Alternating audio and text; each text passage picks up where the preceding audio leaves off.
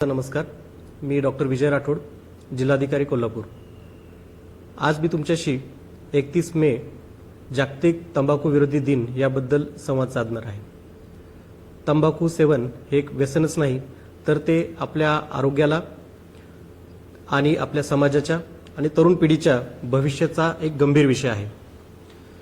मित्रांनो, आपल्या सगळ्यांना माहीतच आहे, तंबाखू, सिगरेट याच्या सेवनाचे खूप मोठे वाईट परिणाम आपल्या शरीरावर होतात, जसे कर्करोग, हृदयरोग, फुफ्फुसाचे आजार यासारखे गंभीर आजार होतात। आणि आपल्याला माहीतच आहे की या गंभीर आजाराची एकदा लागण झाली तर त्याच्या कुटुंबाच्या आर्थिक किती भुर्दंड त्याच्यावर येतो। आणि जर घरातला कमवता व्यक्ती गेला तर त्याचा जे जाण्याचं दुःख आहे ते आपल्या कुणालाही सांगता येणार नाही, असं दुःख त्यात होतं। यासोबतच मला तुमच्याशी पॅसिव्ह स्मोकिंगबद्दल पण बोलायचं आहे। एखादा व्यक्ती जेव्हा पॅसिव्ह स्मोकिंग करतो तर त्याच्या आजूबाजूच्या लोकांवर त्याचा गंभीर परिणाम होत असतो। यामध्ये मुख्यतः लहान मुलं आणि गरोदर स्त्रिया यांच्या आरोग्यावर त्याचा खूप गंभीर परिणाम होतो आणि ते नाहक त्याचे बळी ठरतात।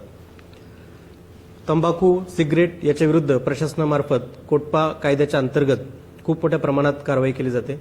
सोबतच सगळ्या शाळांच्या 100 मीटरच्या आतमध्ये कोणतेही तंबाखूजन्य पदार्थ विक्री केला जाणार नाही, याची काळजी आपल्या सगळ्यांना घ्यायची आहे।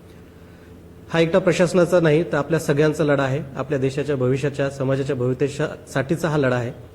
त्यासाठी माझं पालकांना आव्हान आहे, आपल्या मुलांवर लक्ष ठेवा। ते कुठल्याही व्यसनाच्या अधीन गेले नाहीत का ह्याची काळजी घ्या, त्यांना काउन्सिलिंग करा। शिक्षकांना माझं आव्हान आहे की आपली शाळा तंबाखू मुक्त कशी राहील याची सगळ्यांनी आपल्याला काळजी घ्यायची आहे।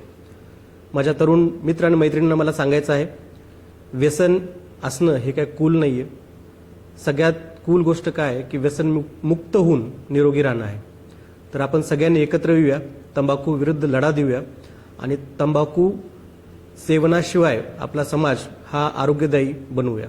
थँक्यू।